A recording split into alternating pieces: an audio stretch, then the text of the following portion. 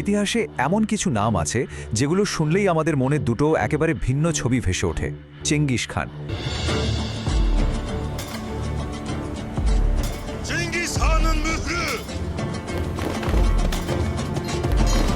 একদিকে তিনি এক বিশাল সাম্রাজ্যের প্রতিষ্ঠাতা, অন্যদিকে এক নিষ্ঠুর বিজেতা। চলুন আজ এই জটিল এবং বিতর্কিত চরিত্রকে একটু কাছ থেকে চেনা যাক। দেখুন, তার পরিচয়ের মূল দ্বন্দ্বটা ঠিক এখানেই। একদিকে খুব বেশি দিন আগের কথা নয়, ১৯৯৫ সালে ওয়াশিংটন পোস্ট আর সিএনএনের মতো সংস্থা তাকে বলছে সহস্রাব্দের সেরা ব্যক্তিত্ব। আবার অন্যদিকে ইতিহাসের পাতায় তার পরিচয় ইতিহাসের অন্যতম সেরা হত্যাকারী। তো প্রশ্নটা হলো, এটা কিভাবে সম্ভব? একজন মানুষ একই সাথে নির্মাতা এবং ধ্বংসকারী দুটো পরিচয় কিভাবে ধারণ করতে পারেন?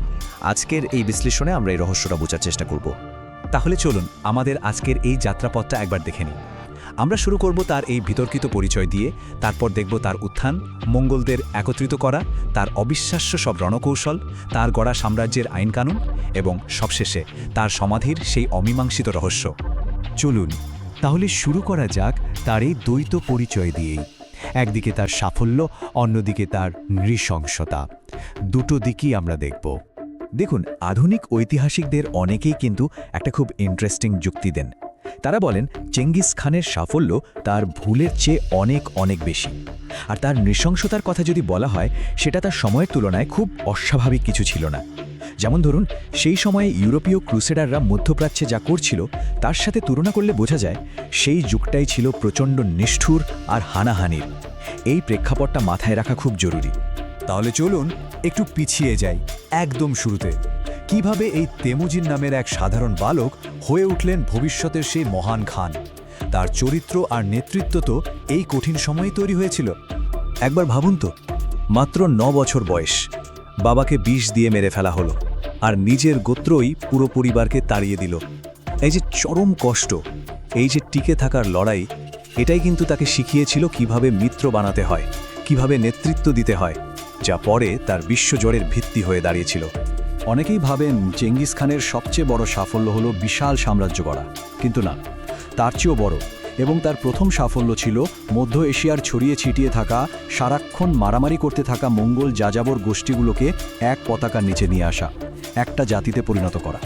আর এই বিশাল কাজের পরেই তিনি চেঙ্গিস খান উপাধিটা পান। এর মানে হলো সার্বজনীন শাসক, মানে যিনি সবাইকে এক করেছেন। এই নামটাই হয়ে ওঠে তার ক্ষমতার প্রতীক। মঙ্গলদের এক করার পর এবার আসে সেই পর্বটা যার জন্য সারা বিশ্ব তাকে চেনে, তার দিগ্বিজয় আর সেই সময়ের থেকে অনেক এগিয়ে থাকা সব রণকৌশল। আচ্ছা, মঙ্গলদের এই অবিশ্বাস্য সাফল্যের রহস্যটা কী ছিল? কয়েকটা ব্যাপার কিন্তু এখানে দারুণভাবে কাজ করেছে। প্রথমত, তাদের ছিল একটা একীভূত কমান্ড। দ্বিতীয়ত, সুবুতাই আর জেবের মতো সব অসাধারণ বিশ্বস্ত সেনাপতি। তারা মনস্তাত্ত্বিক যুদ্ধটা খুব ভালো বুঝত। যেমন কোনো শহরে আক্রমণের আগে আত্মসমর্পণের সুযোগ দিত। যারা রাজি হতো না তাদের পরিণতি দেখে পরের শহরগুলো ভয়েই নত স্বীকার করত। আর সবচেয়ে বড় ব্যাপারটা ছিল তারা সবসময় শিখতে চাইত। বিজিত জাতি, বিশেষ করে চীনাদের থেকে দুর্গ ভাঙার মতো নতুন নতুন প্রযুক্তি তারা দ্রুত শিখে নিত। তার সাম্রাজ্য কতটা বিশাল ছিল তার একটা ধারণা দেয়া যাক।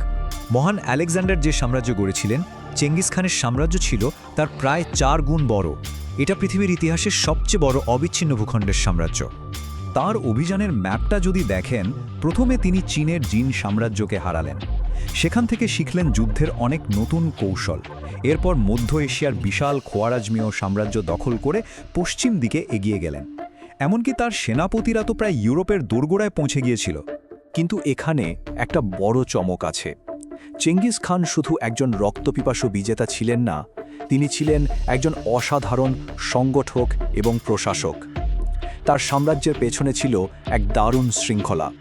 একদিকে ইউরোপের ইতিহাসবিদরা তাকে বলতেন আল্লাহর গজব বা অভিশাপ, কিন্তু এই ধ্বংসের ছবির পেছনেই ছিল সম্পূর্ণ অন্য একটা দিক। তিনি ইয়াস্সা নামে একটা লিখিত আইন চালু করেন, পুরো সাম্রাজ্য জুড়ে যোগাযোগের জন্য তৈরি করেন ইয়াম নামের এক অবিশ্বাস্য ডাক ব্যবস্থা।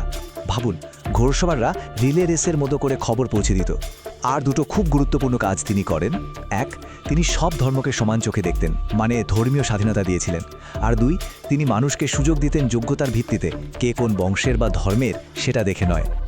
সবচেয়ে অবাক করার মতো ব্যাপার কি জানেন? চেঙ্গিস খান নিজে পড়তে বা লিখতে পারতেন না, অথচ তিনি জ্ঞানী গুণী শিল্পী প্রকৌশলীদের অসম্ভব সম্মান করতেন। তাদেরকে সব রকম সুযোগ সুবিধা দিতেন, এমনকি তাদেরকে করও দিতে হতো না, কারণ তিনি বুঝতেন একটা সাম্রাজ্য ধরে রাখতে শুধু তলোয়ার যথেষ্ট নয়।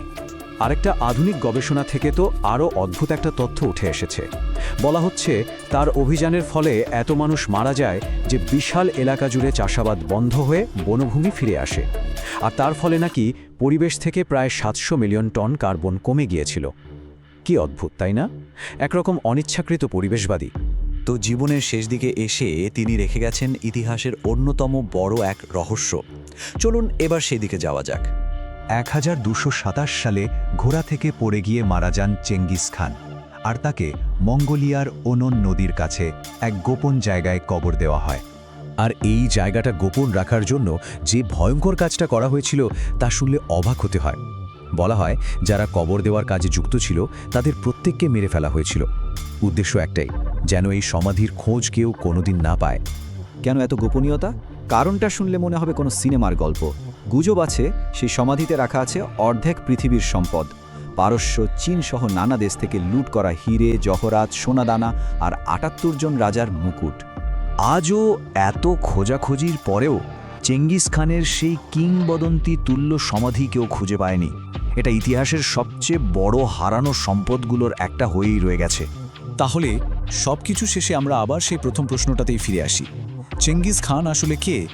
একজন নির্মাতা যিনি যাযাবরদের এক করে একটা জাতি বানিয়েছিলেন, আইন প্রতিষ্ঠা করেছিলেন, নাকি একজন ধ্বংসকারী যার তরবারির নিচে লক্ষ লক্ষ মানুষের জীবন শেষ হয়ে গেছে? ইতিহাস তার বিজয় তাদের কিভাবে মনে রাখবে? এই প্রশ্নটা বোধহয় থেকেই যাবে।